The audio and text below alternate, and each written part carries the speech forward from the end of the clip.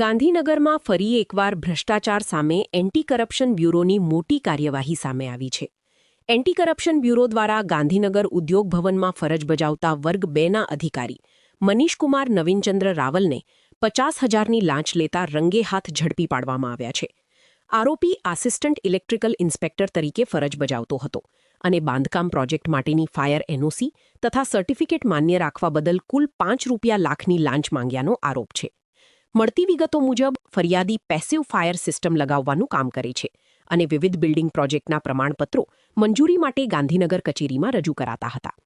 આ પ્રક્રિયામાં આરોપી અધિકારીએ સર્ટિફિકેટ મંજૂર કરવા અને ફાયર એનઓસી સંબંધિત કામગીરી આગળ ધપાવવા માટે મોટી રકમની માંગણી કરી હતી. ફરિયાદીએ એક સાથે રકમ ચૂકવવામાં અસમર્થતા દર્શાવતા હપ્તામાં નાણાં આપવા વાત કરી હતી, જેમાં પ્રથમ હપ્તા તરીકે ₹50,000 આપવાનું નક્કી થયું હતું. જોકે ફરિયાદી લાંચ આપવા ઈચ્છતા ન હોવાથી તેમણે સીધો સંપર્ક એન્ટી કરપ્શન બ્યુરો સાથે કર્યો હતો. ફરિયાદના આધારે અમદાવાદ શહેર એસીબી પોલીસ સ્ટેશનના પોલીસ ઇન્સ્પેક્ટર ડી.બી. વાળા અને તેમની ટીમે મદદનીશ નિયામક એમ.એચ. પુવારના માર્ગદર્શન હેઠળ ગાંધીનગરના ઘ2 સર્કલ નજીક ટ્રેપ ગોઠવ્યો હતો. ટ્રેપ દરમિયાન આરોપીએ ફરિયાદી સાથે લાંચ અંગેની વાતચીત કરી અને ₹50,000 સ્વીકારતા જ એસીબીની ટીમે તેને જાહેર રોડ પરથી ઝડપી લીધો હતો.